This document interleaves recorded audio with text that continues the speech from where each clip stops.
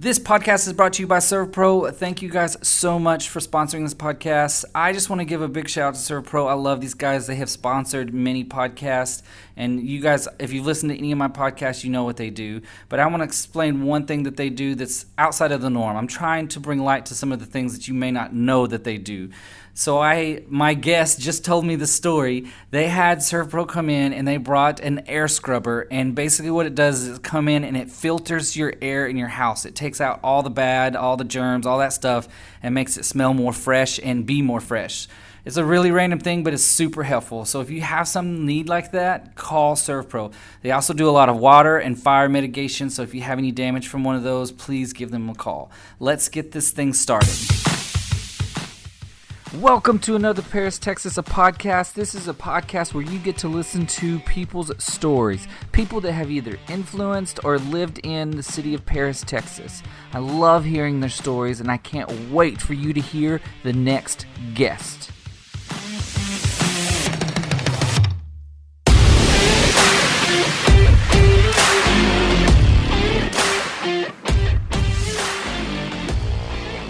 All right, guys, let's get this thing started. I am so excited about this podcast. I know I say that every time, but I really am excited about all my podcasts. So a couple episodes, I had a call out. I said I wanted a epic power couple, and this couple reached out to me and said, we are that. And I was like, yes, you are.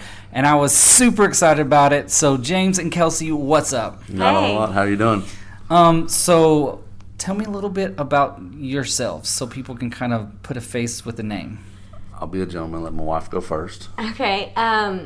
I am an assistant county attorney, so I'm a prosecutor. I work for Gary Young. Awesome. So if you've ever had jury duty and it was a felony case and it was criminal, then odds are I was either asking you really uncomfortable questions or I was there listening to your answers. At least present in the room. Yeah. Hopefully I've never seen you, as a defendant on the other side, but you could be out there. We're not going to judge. And so that's what I do. I work in the courthouse and I try felonies. Awesome. James? I work for the Lamar County Sheriff's Office. I'm a detective in the Criminal Investigation Division.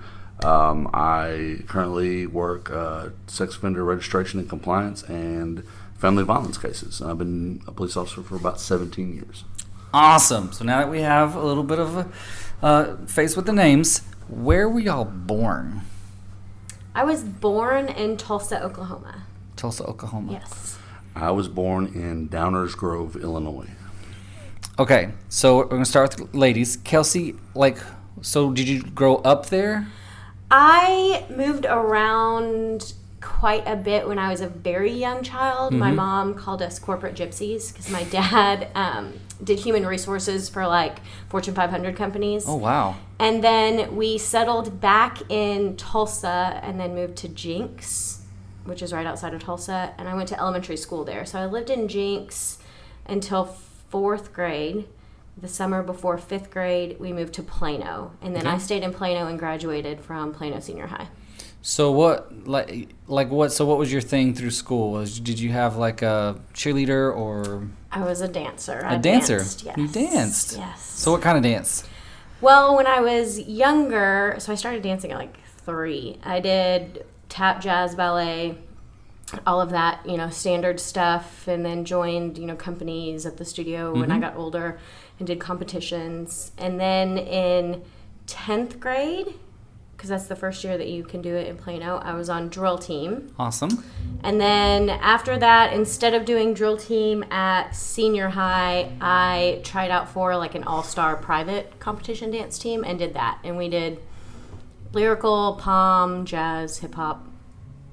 I think that's it. That's it? Modern. Sometimes we would do a modern dance competition. Yeah. And you did that all the way through graduating? Correct. Awesome. So what was your goal coming out of school? Coming out of high school? Mm-hmm. I don't know if I knew what I wanted to do. That was me. That was all the way me. I was like, I don't know what to do. I went to college, and I think I changed my major 5 times my freshman year. I really had no idea. And then I finally went to see my advisor, who's also my mom's best friend from college. And we just discussed, the types of classes that I liked. And so then we found a major that fit me at OU. And then we figured out what I could do with that, and I ended up going to law school. Awesome. And my dad was actually a lawyer by education. He didn't practice, but he used his law degree, obviously, in human resources and stuff. So. Awesome. So you wound up in that area. Yeah. Pause. James. So did you grow up in the same town? No, I was born in Downers Grove. My parents split when I was 2 or 3 years old. My grandparents actually moved to a small town in Missouri. Okay. When my parents separated, my mom moved me and my 2 little brothers to Missouri. And then she met my stepfather. They got married, and we moved to Cooper. Cooper, Texas. Yes, sir, the great town of Cooper, Texas. Moved to Cooper in '87, and I lived in Cooper my whole life until I graduated high school. Awesome. So Cooper's super small. Yes. What were your thoughts of Cooper? Your typical small town. I mean, the town I lived in as a little kid in Missouri was about the same size as Cooper, Yeah. so I was kind of used to it. Not a whole lot to do, so you just hang out with your friends, you hunt, you fish, you play sports, you ride back roads, that kind of thing. So was hunting, fishing, was that kind of your thing growing up, or did you have a sport? Or No, a lot of my friends hunted. Did you and fished. dance? I was an amazing dancer. No. I'd like to see that. I found the weight room when I was about 12 or 13 years old. I tried the whole baseball thing as a kid. Wasn't very good at it. So found the weight room, started playing football in the 7th grade. Was actually pretty decent at it. Played football through high school. Had a couple scholarship offers. Didn't follow that track. After I graduated, I played in Paris for a semi-pro team that we had here. I was the defensive captain, and we actually won the national championship in Colorado in 2000 or 2001. wow. So, and then life happens and you move on and become an adult. So that was the end of my football career. Oh man. And that was all the way through high school. All the way through high school. And so your thought was to come out of high school and go into football as well? I was hoping to play college football. Like I said, I had a couple offers, not very big schools. I wasn't a huge kid for the position I played, so Gotcha. It was kind of hard to go play D1. I always thought I was going to play D1 football. I was either going to play for Florida or Florida State or the great Texas. Awesome. So did you end up going to college? I tried a couple times. That was me. It finally fit in my mid-30s, Okay. and I'm actually in school right now. I should Awesome. graduate in May finally with my bachelor's. Wow. My goal is to get my bachelor's by the time I turn 40, Awesome. so that should happen. That's awesome. Now y'all need to stop me before we y'all don't just need to skip over the we met part of this story, okay? Okay. Like if we get there, y'all need to. That's We're not there. No, we're not. That's- No, we're not there yet. I'm just saying that's pertinent information. That's like There's a way whole later. backstory. That's a whole different life before Okay. we met. Yeah, absolutely. Okay. All right. So back over here, Okay. law school. Yes. What was law school like?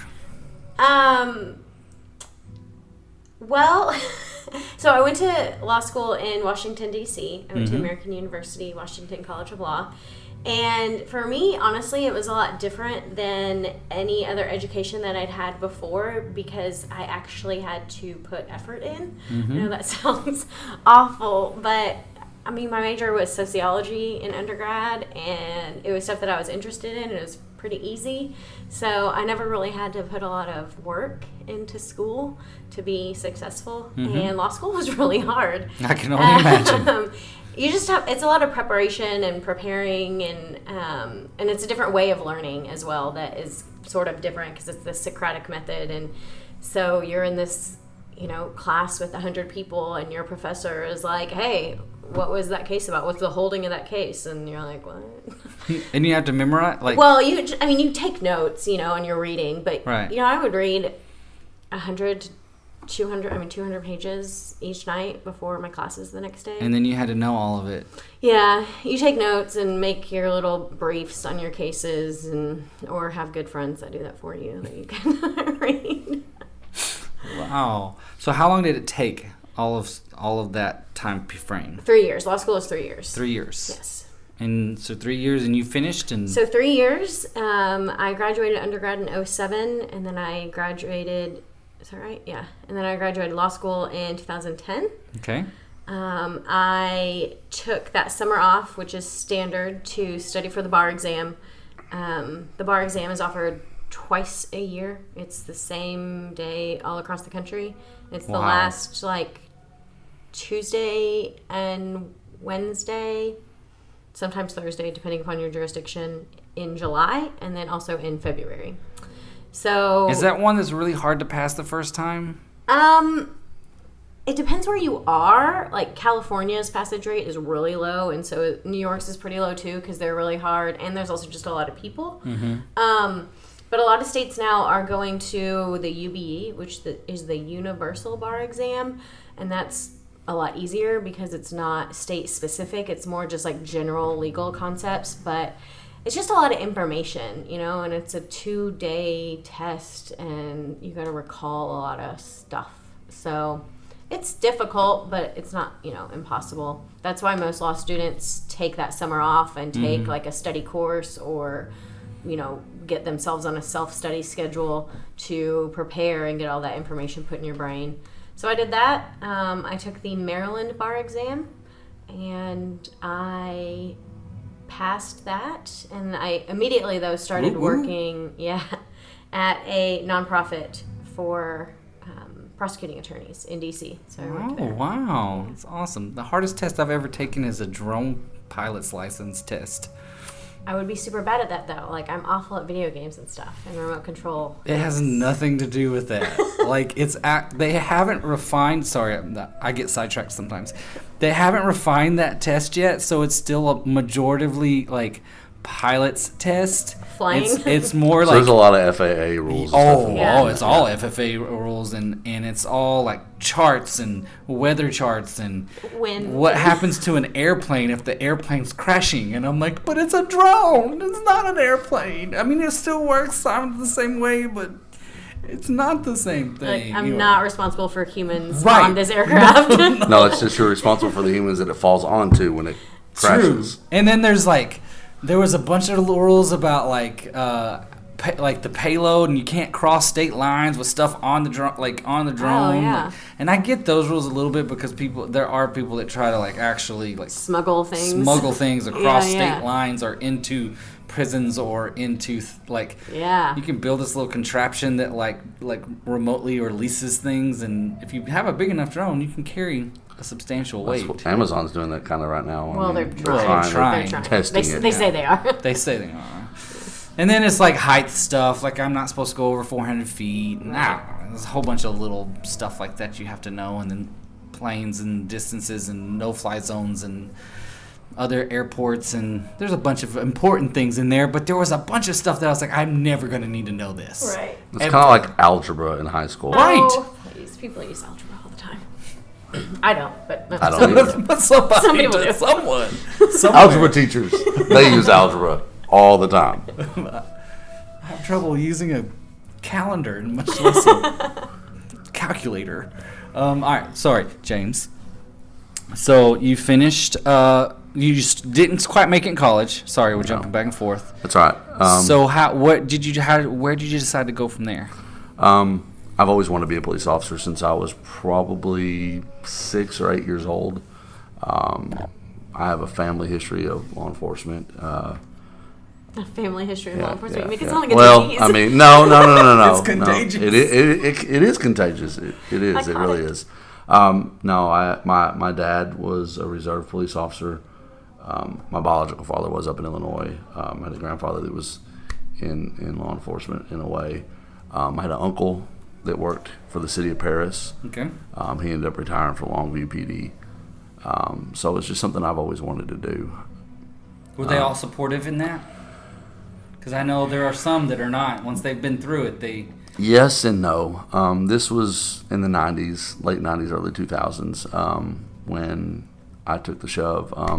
Actually, 18 years ago today, it really kind of put it in my head that this was something I for sure wanted to do.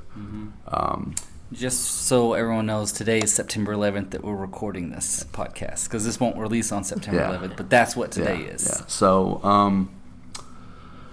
I was right before I turned 21, and my girlfriend, which is my ex-wife at the time, we were pretty serious about dating, and we were talking about getting married and that kind of thing. And after 9/11, I was like, look, I'm going to join the military. I'm going to go fight for our country. I want to take care of people. I love helping people. And, she's like, hey, you've always talked about being a police officer. You're about to be 21 in October. Why don't you just go to the police academy and let all your friends go overseas and you get to stay here? Mm-hmm. I was like, we'll try that out. So in May of 2001, I entered the police academy. I graduated in August of 2001, and I put myself through. I wasn't paid to be put through. I had like 3 jobs and went to school full time. The academy 8 to 5 Monday through Friday. I delivered pizzas on Friday nights. Saturday and Sundays I was up at 5:30 in the morning and worked at the Delta County Jail from 6 a.m. to 6 p.m. And then I did whatever odd ends jobs I could to support myself while I was going through the academy. Awesome. That's amazing. When you were in there, did you know that this is it? This is what I want to do? It was something that has just always been what I wanted to do. The academy to me, it was very, very easy. I didn't study much.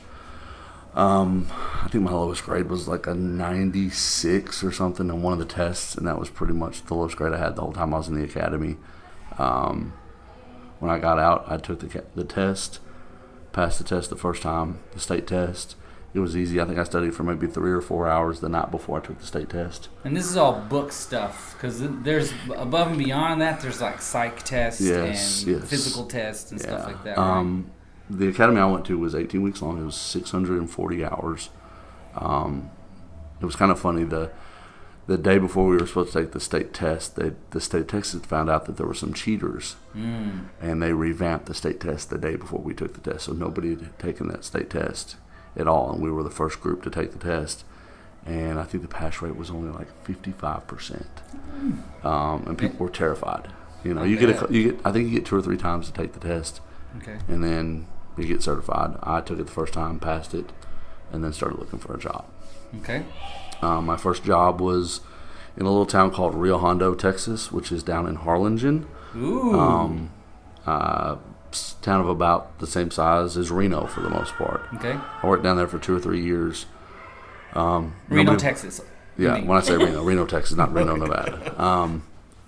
And I worked down there for 2 or 3 years. Didn't make a whole lot. I think I was making like $8 an hour. I was still waiting tables on the side on my days off. And I had an opportunity to go back to Chicago and work. I took a break from law enforcement because I wanted to make some money in my early 20s. And I went up to Chicago and did very well. I made a pretty good living. In 2006, I got sick. I had 2 strokes, and I lost the whole left side of my body. I was paralyzed. Fought back through that and realized that making a ton of money was not as joyous as doing what you love every day when you get up and go to work. And amen. I came back to Texas, and Lamar County hired me in 2007. Wow. So you're back to Texas. Back to Texas I came. Awesome. And worked here. I worked for Mount Pleasant PD for a little. I left Lamar County. And went to work for Mount Pleasant PD for about a year, and then came back here in 2010. Did you move or did you commute? I commuted. I worked narcotics. A lot of people do that. Yeah. I worked narcotics, and I was on the SWAT team over at Mount Pleasant. Awesome. So another thing of just fun stuff. I like adrenaline. It more adrenaline, seems like the better. That would be the right place.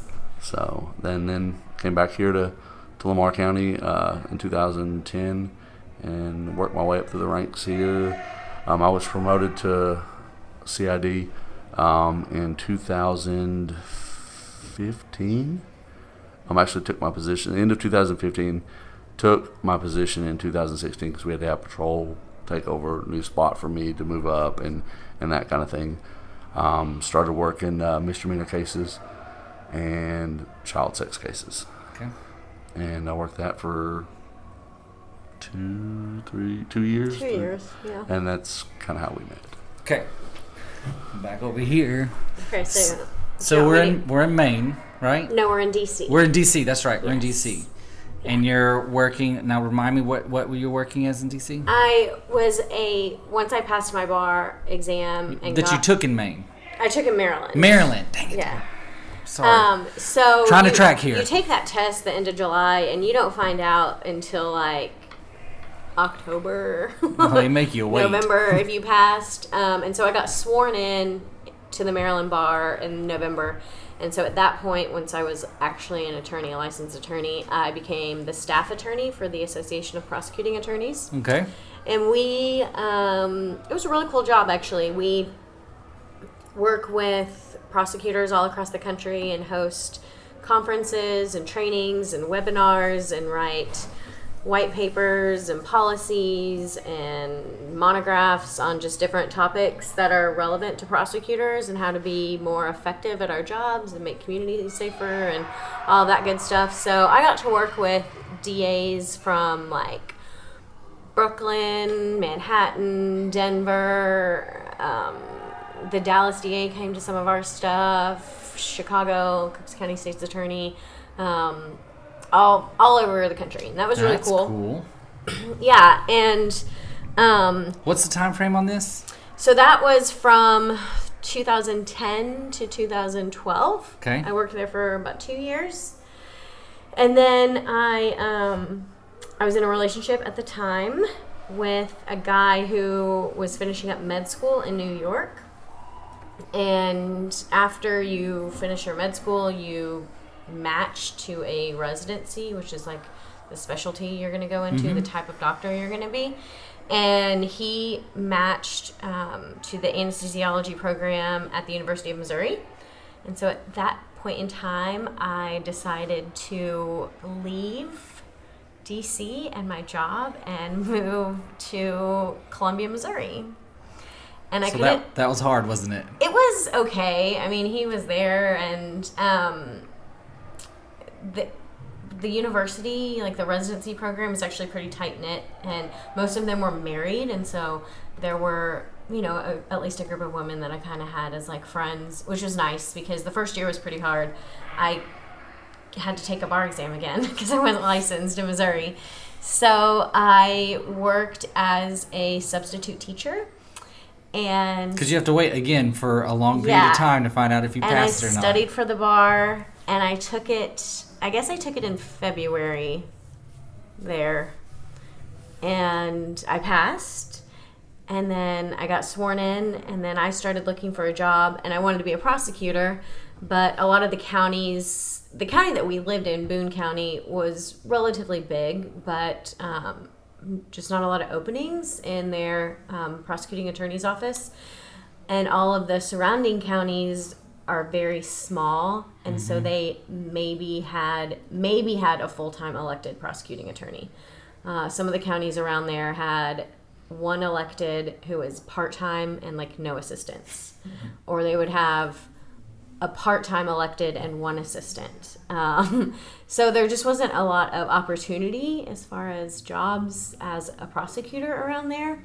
And I had a friend from law school who was from St. Louis, and he had moved back to St. Louis and got a job as a public defender. And he and I had actually done clinic in law school together through the public defender office in Maryland. And so he said, why don't you do this? It's a great agency to work for. It was a state agency. And so I applied for a job with them, and I got one in one county over. So I worked as a public defender then for 2 years. Awesome. In the course of those 2 years, that relationship that I was in ended, and so I had absolutely no reason to stay in Missouri anymore. So I decided I would come home. And when I got my job at the public defender's office, because they invest a lot of time and training into you, really good training, they ask you, to commit to 2 years. And so I could have left earlier because I wasn't ever going to go back to Missouri, But I stayed the last year, and in that time tried to study for the Texas bar exam and take it, but I had a full caseload, and I was trying cases and had clients, and so that didn't work out. And so I moved back to Texas without a job, Without without a certification, without a bar license. And so at 30 years old, I moved in with my parents in Plano. And I took that summer off. Again, I took about a month and a half and studied for the bar exam. I took it in July of 2015. You should be a pro at this by now. I mean, yeah.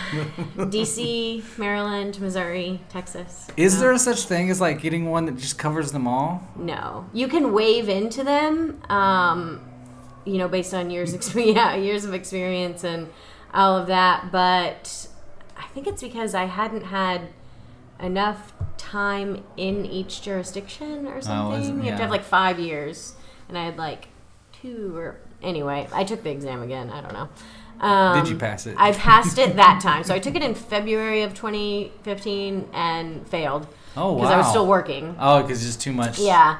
And so that's why I moved home and lived with my parents and studied. Took it in July. I did not want to start applying for jobs because I didn't want to jinx myself. So, and in Texas it takes a long time. I didn't get my results till like November or December, and maybe November, and I was sworn in December. So in that time, I was running an after-school program at a private school for kids with special needs. That's good. And also selling dog food. I worked at Pet Supplies Plus. So after I got sworn in, then I started looking for a job. And I looked in the Dallas area and Austin and Houston because I wanted to be in a big city, and that didn't happen. And so I broadened my search and just started praying to go wherever I was supposed to go and be a prosecutor and, do the work that I knew that I wanted to do and that I was supposed to do. And then I got an interview in Paris, Texas. And so I Googled it to figure out where it was and got a job. And I came out here. All right, this is the part where I ask, what was your first opinion of Paris pulling in? Because at this age, this is your first time in Paris, right? Yeah. So this was 2016. I think I interviewed in like March or something.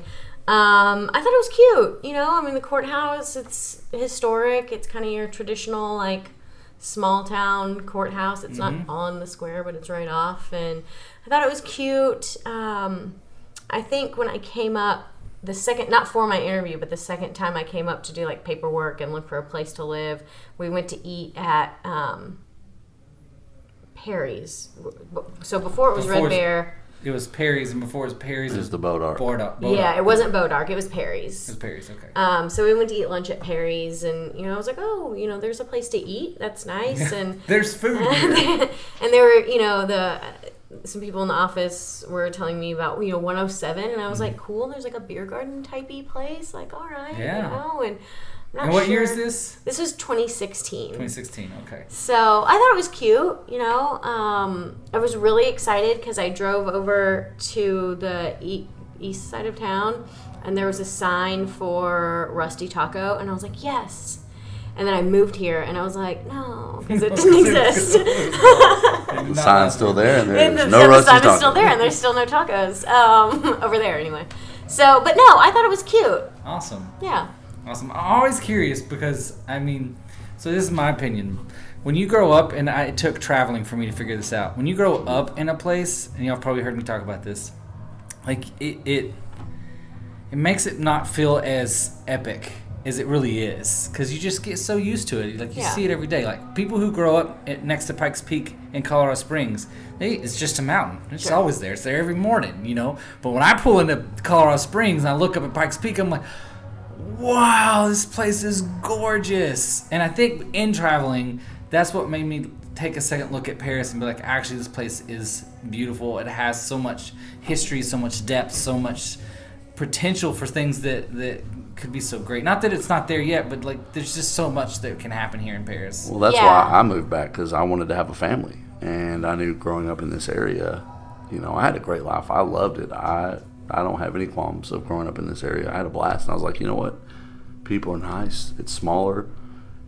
You grow up with, your kids are going to grow up around people that There's teachers. I have friends that are teachers in the high school here, so as my kids get older, I'll have friends that are that I know what's going on with my kids and stuff in the schools. And that's honestly why we moved back as well, because I had met Kimmy, and we were trying to decide to like where was family going to be. So that's when we decided to come back originally. But once we got here is when we really just fell back in love. I fell back in love. Kimmy fell in love with Paris. Yeah. I didn't mind moving to Paris because it's, an hour and a half from my parents in Plano, and I've got girlfriends in Dallas. So I'm like, really honestly, I can go home every weekend and be with my friends. And yeah. Did you commute for a while? No, I moved out here. Okay. I wasn't going to not live in the county that I, was representing. Mm-hmm. So I did move out here with my dog. And I just plan to, watch Housewives and hang out with my dog and then go back to Dallas on the weekends. But I really, I started meeting people. I got involved with a book club Awesome. with, some court reporters and other women from the courthouse in my office. So that was really nice. And I would have friends, I'd catch up with them, and they're like, so how's Paris? And I'm like, actually, it's really cute. It's not, come visit me, and you can see, it's not as bad as you might think it is. It's it's fun, there's stuff going on downtown all the time, and I'm like, we have this festival, come in town. And so I feel like I got hooked in pretty quickly. So that helped me adjust and really like Lamar County and Paris. Awesome. So how close are we to meeting? We're right there. We met. All right, let's go. Do you want to tell the story? Yeah. Who does it best? I tell it shorter. I don't even remember. I don't recall the exact first time we met. So it wasn't anything special. I was married. She came in and she was a new prosecutor. I was introduced to her. So it was just in passing kind of thing. We were going to work. It was actually before I officially started yeah. work. I came in a week or two before I actually started working there because Gary Young had brought in a guy to do training for law enforcement in his office. And he's like, hey, if you can make it up here, be a good chance for you to hear this guy speak because he's awesome. And then we can introduce you to some of the law enforcement guys since they're all going to be in one room, basically. Yeah. And so that's when we met. And I met so many detectives and patrol guys and that day, rangers that I don't, They all look the same. Yeah. Basically. You could have met me and you wouldn't even remember. Yeah. Then, she started working here. I was going through a divorce. We became friends, and I guess she's better at telling the story than I am just because. Well, we really met, and started talking, about work stuff, but at MDT, which is the multidisciplinary team. And so every month, the prosecutors that try child sexual assaults, all the investigators, our forensic interviewers, our medical personnel, CPS, everybody that's involved with those kids and those types of cases, also, drug endangered kids, that sort of stuff. Anything that goes through the CAC, basically. We meet once a month to talk about the cases, how they're proceeding, what needs to be done, who needs to do what. And so my fourth day of work was MDT. Awesome. And so we went, and that's when, and it's a really, there's a lot of camaraderie in that group. So it was a really nice, relaxed atmosphere. And then we just started working on these cases, and so we had a lot of interaction at work, and then he was going through a divorce and was just kind of going through a hard time, and I think I was just a listening ear for him about his struggles and issues, about the decision whether, how it's going to affect his kids, and if it's something that he really wants to do, and whether he was willing to sacrifice, time with his kids for what he thought was best for him personally. Yeah. And it's a hard place to be in. So we started talking about that, and then we would hang out with some of the other detectives or patrol guys, and then it just kind of happened. Yeah. After he moved out and was then we started spending more time together. Awesome. Yeah. That's a great story. Yeah. Through work. Through it's very child sexual abuse. It's a very stressful job, honestly. Yeah. the interactions you have, you see these poor children that are being abused and victimized, and then you transition from that as a detective to go sit down and talk to the bad guy, and you try to get them to admit what they did. Ugh. So you got to wear a lot of different hats. So it's very stressful, and the same thing goes with them. They're trying to prosecute these cases, and they want to make sure that they do everything they can to get justice for these victims, And so there's a lot of time where we, as a group, MDT, we spend a lot of time talking to each other because you can't go sit in a room and talk to everybody about what you do for a living, because most people get grossed out about it. If you're a detective and work child sex cases, you can bring up looking at child porn and everybody's going to run out of the room. Yeah. So it's a very collective group of people that really get involved in this kind of stuff. So you can't just talk about it with the random people because they don't understand it. No, it makes sense. So it was kind of nice having MDT, and I think that's kind of where our relationship really blossomed, was because of that, because we spent a lot of time in the same world. And it's a dark world. It's a very, very dark world. Well, and I would say actually probably the first time we really started socializing was that crimes conference. So every year there's it's called Crimes Against Children. It's like an international conference for people that do this type of stuff in Dallas. And the CAC sends a really big team from Lamar County to get amazing training. And so I went that year. And it's in August, and he had officially separated, and so we, social. It's a good time for people that do this type of stuff to not only get really good training, but also to kind of like decompress, and relax, enjoy yourself, and meet other people. Yeah, so that's really probably the first time we hung out outside of work. Yeah, extensively. Yeah, I love, just a little quick shout out to the CAC. I've done a couple videos with them. My son's gone up there and did a YouTube video with them. I remember watching that. I saw that whenever he did that. I thought that was pretty cool. They're just, I know that's a dark world for them, but they're just great people. And what they do for kids and moms that are, because they also help moms that families, are in bad situations as well, is just amazing. Yeah, it's a great resource to have in Lamar County. Huge resource. And I just want to give them a quick shout out. Yeah. And Rebecca, she's so great. Rebecca's awesome. She organizes and runs MDT basically, and our MDT I think is one of the strongest. I mean, definitely probably the strongest in the region. Maybe one of the strongest in the state. Just our level of communication and cooperation amongst all the agencies. It's awesome. Because you go to the crimes conference and you talk to people, and they're like, "So you guys do this and this," and we work with other agencies.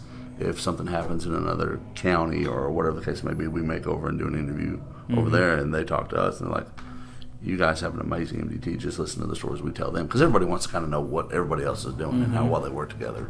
And it's nice when you pick up the phone at 11 o'clock at night and say, "Rebecca, we have these children that we need to have interviewed. Can we get somebody up to the CAC?" Yeah. And they're willing to do that for us, to help us out, to make sure that these kids are safe, so we can get somebody in jail if we need to. Well, and also it's not just like forensic interviews. Like at 11 o'clock, if CPS has removed a kid and they need a pack and play, or these children have no clothes or shoes, they have the rainbow room there. And so CPS can go and get much needed things for these children to go to resources. Temporary placement or kinship placement or wherever they're going. That they have things that make them feel at home. Yeah. Or necessary. Yeah. Yeah, there's Backpacks, because I've been in the rainbow room. There's some things that like you just can't live without. Like you need these things to like live everyday life. Yeah. And when you remove a kid, like when CPS removes a kid, like they don't want to have to take that child out of that home with nothing, but sometimes that's their only choice for the safety of that kid. You don't have time to pack. Yeah. And so then what do you do? Yeah. So it's great to have that resource. It's amazing. So, proposal. It was in Broken Bow. It was in Broken Bow. When we started talking about getting serious and talking about living life together for the rest of our lives, she said the only thing she said was, "Do not propose on a holiday because that's lame." Her birthday too is Memorial Day. It's always Memorial Day weekend. So I was just like, everybody else is celebrating something else. And So I was like, you know what? Me and a group of friends from Cooper, we've been friends since we were like 12 or 13 years old. In our early 20s, we started, because we were still poor and trying to get our lives on track, we would have campouts at the lake. So we'd all have tents and stuff. And we'd spend the weekend just hanging out, getting to see each other, because everybody's kind of moved off. And as we got older and got ourselves established a little bit more, they turned into the nice little cabins in Hugo. Well, we started out in Hugo or Cripper Lake, and then I guess in my late 30s, late 20s, early 30s, we started going to Broken Bow. We'd get a big cabin. We'd all just chip in, spouses, everybody would bring kids up, and we just have big cabins. Yes, the big cabins. Nice. We would 7 have rooms. Yeah. and we would have a blast. So we do that typically 2-3 times a year. So, Memorial was rolling around. That's May is usually when we do one because we can go fish, do that kind of stuff, and then in the fall we would do one. So I was like, you know what, I'll do it that weekend. So I tried planning it, getting it all together. I told a couple of the guys that I was going to do it. I was like, I got to do it before her birthday because she said I can't do it on her birthday or a holiday. So that was a double whammy. It was a double whammy. So I was like, all right, well, I have to do it that Saturday. And So I think my birthday was Memorial Day. yeah, it was that year. And so I'm trying to set it up. It's hot and muggy. We're all sitting outside hanging out. Well, This is not a good romantic story, by the No, way. it's It's a disaster proposal. it is. That's kind of sometimes the That's- funnest. Yeah. So, we were going to go to Grateful Head. I was going to propose at Grateful Head. Yeah. Because we're Love going to that big place. group of people go eat, have a couple beers, hang out. By big group, he means like 27 people. I mean, there were like 22 people. A lot.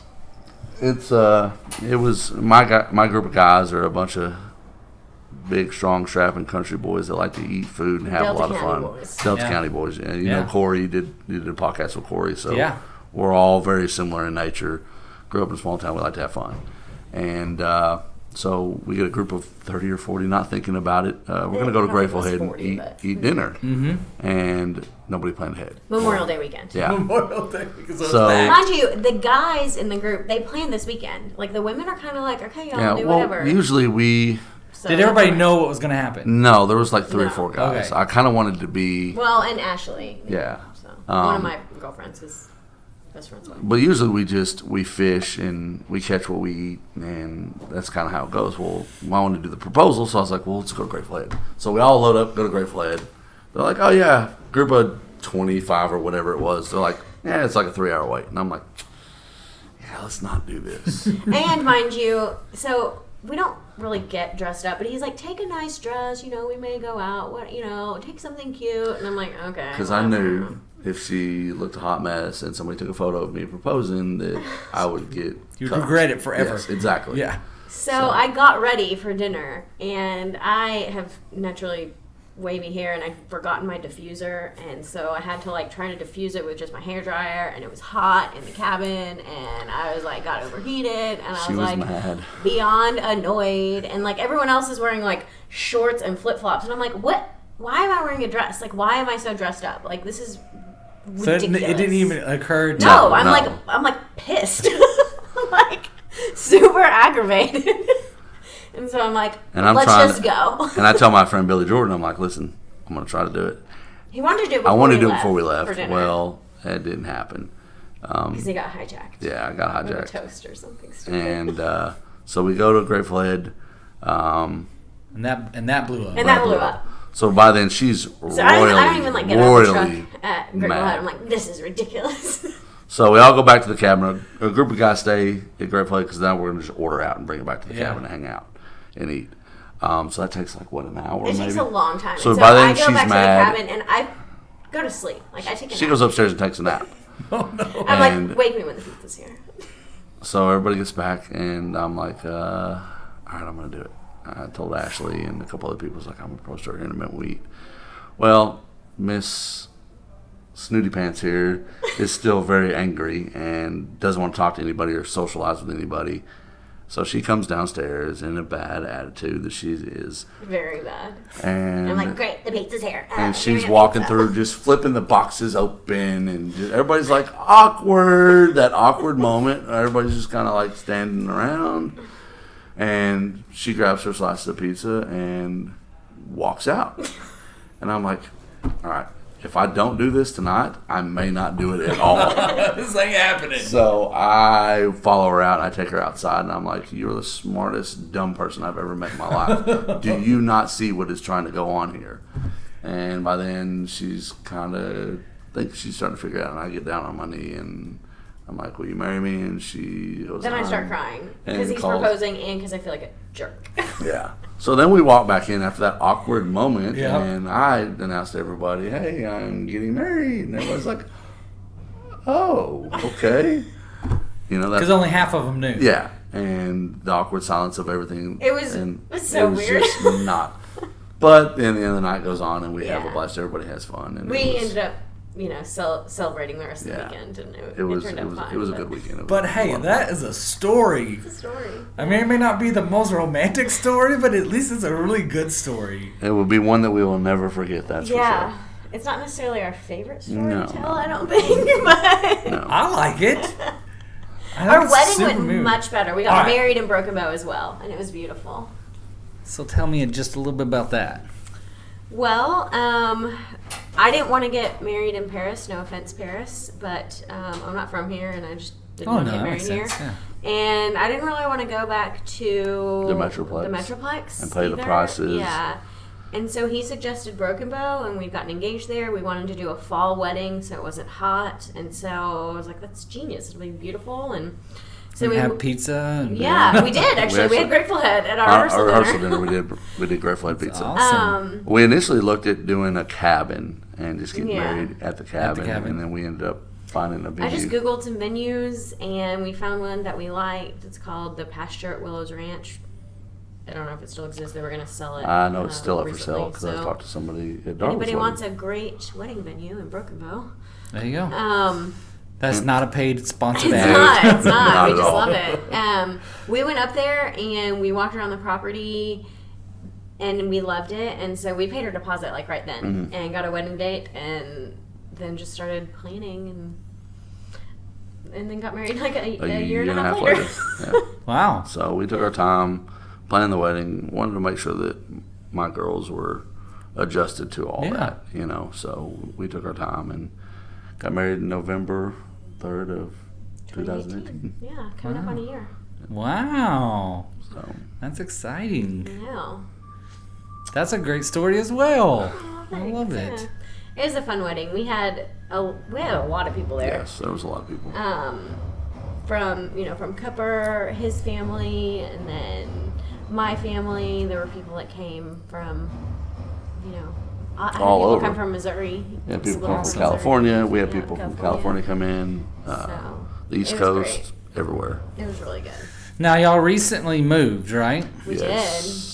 We did. Because we just recently moved. And you guys were And we gave- nice enough yes, to we give got us all your plenty boxes. of boxes. Boxes. Oh, yeah. I didn't realize how many things you could fit in a wheel box. Yeah. He's like, "Those are so heavy." I'm like, "Wow." Because I work at Maximum Elevation, and I went up to Jay, the guy I work with, and I was like, I need boxes. And he's like, well, I got boxes for you. And They're great moving boxes. huge boxes. Yeah, they're huge. Don't Yeah. put books in them. No, Not the right but boxes I for put, books. serving trays and stuff in them. But they're like that didn't thick, fit. too. I know, Like, yeah. they're not going to break Yeah. apart. You could stack them 10 And high. a lot of them have handles too. Yeah. So it was They were great boxes. great moving boxes. And what was funny is I think you were the second person to come and get Yes. boxes. So we gave away. I We had was. so many boxes. We do too. So we gave like half away to one person. Y'all still came and got Yeah. more, and then we still had more boxes. Well, and so I got all those boxes from you. I had boxes still in my garage from my move to Paris. And I came up to the church and got all those Home Depot boxes that we used for VBX. We had a lot of boxes. Makes you think you have too much stuff. Yeah, well, I've heard that a lot the past She week. was told that she needed to downsize. And I get rid of did. Do you know how many times I went and donated stuff? still too much stuff. But yes, we It's did all move. necessary. We found a beautiful home in the central, I guess, the center of Paris. I don't really want to talk about where we live, but we Come rehabbed. visit us at such Yeah, and such. exactly. It is a historic, well, it's not historic, but it's a very old, it's over 100 years old. That's historic. Yeah. It's not in Well, the it's not historic like- district. No. Right. And But it's an not historic like house. registered. Yeah. But it is, yeah. It's got a lot of history Near to it. downtown. Yeah. Does it have a lot of work needing, or is it kind of ready? Or We- has it been remodeled? It has been remodeled, not finished remodeled, but a majority of it is We done. had to we did have to put a lot of work into it. It had already had some stuff Mm-hmm. done, but it didn't have central heat and air. So man. we installed central heat and air. The electric was from like the 30s or 40s. We rewired everything, Put new replumbed plumbing everything. in, insulation in. Put in a master bath. Took a bedroom and turned it into a master bath, and You took whoa! You took a whole bedroom and turned it into one master Well, bed. and You know, we talk about getting rid of things. Kelsey's closet is probably the size of a New York bedroom. That is not true. You've never even lived in New York, so I don't know. Just from what I see on TV, so it's got to be true. Oh, okay. No, it's Everything on TV is real. I think it's 8 by 14. So it's large. Our bedroom and bathroom take up the upper half of the house. So it is very large. Yeah. So and it's full of clothes. It's still full of clothes. Still full of clothes. It's like a third, because you got that other bathroom in the stairwell too. Yeah, so. well. But yes, we are to the point of, we did a lot of drywall work. Siding is going to be put on and replaced in October. At some point we have to redo the windows, but there's beside the windows that I took out. Oh my gosh! I took 4 windows and closed out 4 windows, and we still have 21 so windows to replace. Lots of natural light. Yeah, Yes, which is yes. great. Yes, but love it. They're also really old right now, so Yeah. we're. But eventually, Yes. Yes. gonna be Once we get them amazing. all Exactly. replaced, it's going to be Yes. amazing. It's a work in progress, It is. and it will be for quite some time. But when you we go love into it. an old house, that's the name of the game. Yeah. There'll probably always be something. Yeah. You can see the vision of what you want. It's just how long is it going to take to get to that Right. vision? Piece you know? by piece. And now we're at a point now where we've decided it's room by room. Room by Got all room. the hard stuff done. Now it's the room by room stuff. So Yeah. we can paint and new doors and trim and that kind of thing. So, That's awesome. Yeah. but amazing. it's going to be our forever home, or until I get too old to walk up and down stairs and we have to move out of it because I need a single level Get you one of those house. little elevator things. No, I want the Nah. elevator chairs that go on the Hey, chair rail. you've and- seen the 80s movies where everybody gets murdered on those things? Not going to happen. Not going to happen. I've never seen one I've of never- those movies. not What a are chair you rail? talking about? Gotta look at the B movies from USA up all night. If you remember Gilbert Okay. Godfrey, you and I are pretty close in age, I think. So Yeah. you remember Gilbert Godfrey from Yes, up all I night. do. Go catch some of those old B movies. People Okay. got murdered I'm- all the time on those little things. I'm tracking now. It was funny at first, though. Oh, you guys are the cutest ever. Oh, gee, thanks. Thank y'all for being on my podcast. Thank you for for having having us. us. It was fun. We enjoy listening to it. When he had Bert on, Bert's like, Bert LeBlanc and I are pretty good friends, and he's like, I'm doing this podcast He was with so Broadway, and I excited was about like, it. He this was is one I have to listen to this one, because I know you, Bert, and you are the extreme upbeat guy that has nothing bad to say about anybody. I want to hear this thing, and it was awesome. And I listened to Corey's, Yeah. because I worked with Corey when he worked at the police department. I worked for the sheriff's office, so we were kind of on the same shift, and we intermingled. And his family I was friends with some of his cousins and stuff when we were growing up. So. Well, you are the first police officer that I've ever had. I've been trying to get what? I feel bad. I forgot his name from the movie, the Die Hard. Bruce Willis, No, John McClane. John McClane. Oh, you're talking about Steve? Steve McClane. Steve McClane. Yeah. Yes, he's a lieutenant for the city of Paris. Yeah, Yes. I've been trying to We get used him to for a be in minute. CID, for Yeah. a second, and then he went back to Steve, if you're patrol. listening, Yeah, come on, come on. man. I'll reach out to him because Talk about motorcycles. they've Yeah. rehabbed a house Yeah. on the south side of town. And as she well. has a bakery.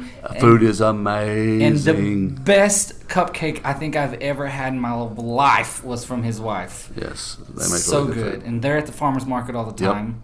And that was something we talked about when we were looking for a house. We wanted the old architecture. I grew up in a house that was built in the early 1900s and hated it because it didn't have air conditioning. And I'm a big guy and I don't like sweating in the summertime. But I told Kelsey I love the architecture of it. And she told me that she's always wanted to live in a big, huge Victorian style home. And we found a house on 82 West going towards Honeygrove on the right side of the road that would be something we would have wanted. But it was a little too far outside of town for her. Yeah, I you know? can't do the Yeah. country. If she can't get to work in 6 minutes, then she's Hard not gonna pass. Happy. Yeah. Yeah. So we found this house and we had the opportunity to have some people help us do it and remodel it, and had some great companies, subcontractors come in town and did really good work for us. So Awesome. Like ServPro. yes, Like After we got ServPro. done, ServPro. They used that machine to suck out all the sawdust and and stuff. everything. great. It was awesome. Well, another great shout out for Serve Pro. Tell us a little bit about what they did for you.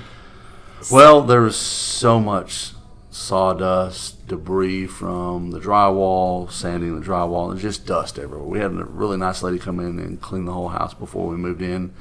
She did a great job, but there were still tons and tons of dust everywhere. So one of the guys I work with said, "Hey man, they have this thing. It's like an air scrubber." He said, "Serpro rents them." He goes, "Why don't you give them a call and see if they can help you out?" Well, I call Michael Plata up, and he's like, "Yeah, dude, I can hook you up." Well, they come out, they bring it out. It's this big green, looks like an air conditioner. It's huge. Yeah, like a plastic. And then it's got a like a HEPA filter on the front. It's a HEPA filter. Yeah. And it just sucks all the air from the room into this little tunnel, and then out the other side of it, it pushes out clean air. So it just pulls everything out of the room, all the dust and the particles that are just sitting that you don't want to breathe in all the time. Mm-hmm. So we let it sit for probably 3 or 4 days. It was downstairs for, I want to say, like 3. And then it does the whole house. It does. Each floor. We put it in like the center of the room, and so it would just suck air. Slowly pulls it out. And the back of it blows out really nice, cool air, too. So it helped kind of cool our house down a little bit. Awesome. And that made it a little bit easier. There's still some stuff like we need to get done. We would like to have them come out later on down the road and do what you talked about, where they dust everything down. Yep, spring cleaning. And they do do all that once everything is completely finished, because there's always going to be dust and grime while you're doing that kind of stuff. They always have a spring cleaning special right around spring. They'll come in and do all that stuff for you. They're so deep. There's so much that they do. A lot of people don't know that they do. They just think if your house catches on fire that they're going to come clean it up. Yeah, but they don't understand the extent of the cleaning that they can right, do and that they can do that for other reasons as well. Not just it doesn't. You don't have to have a fire. When you said that they clean boots and stuff, I'm like, hey, I know that's saddles. Crazy. I was like, what? I don't even. So they have this machine. Serpro's getting a huge sponsor plug here. So they have this machine called an Exporta, and basically anything that will fit through the hole that they have, like it will clean it to like it's new. So it could be something that's been in a fire and it has that really deep smoke, almost like you feel like you could never get the smoke smell out of it, and they can do it. Or they could take boots that you've been wearing for 25 years, put them in this machine, and it will deep clean them to like they're new. We need to put Jamie's workout shirts. Wedding dresses. They clean wedding dresses, so if you did like a trash the dress thing, they can clean it back to its original look. That's cool. So there's all kinds of crazy things that they do that a lot of people don't know that they do. Yeah, definitely. So anyway, that's Serve Pro's huge plug for the day. Thank you guys so much for sponsoring this podcast. And thank you guys for being on my podcast. Thank you for having us. I've enjoyed listening and watching the podcast grow, and I'm excited to see how much it grows throughout the next couple of years. Yeah. See how big it gets. I like hearing the people's stories from Paris. I love it. And how many people are actually connected to the city and what they love about this city. That brings up one question. Last question. Favorite place to go in Paris can be anything. We go to 107 a lot. Yes. We like to sit out and chill, and I feel like I might actually be addicted to the tuna. Yes, that's the only thing you ever order. And I like going on Wednesday nights and having the steak. The steak is good. Amazing. Yeah. It is amazing. But yeah, I would say probably 107 is probably one of our favorite places to go. Love 107. They have music, and the atmosphere is amazing. And they got a roof now. Yes. And then they have a roof. And it was a lot cooler. Yeah. And it's nice because, like I said, in the summertime, I don't like being outside. Yeah. Not a fan of it at all. Not in Texas. No, not at all. All right, guys. Thank y'all so much for tuning in. This was such a great episode. As always, we put a new one out every single Monday, so check in next week for a new person. If you haven't yet, go follow my Facebook group. It's Paris, Texas, a podcast, and you'll get an update with the next person and the day of the person that comes out. Thank you, Serve Pro, one more time for being a sponsor, and we'll see you guys next week. Boom.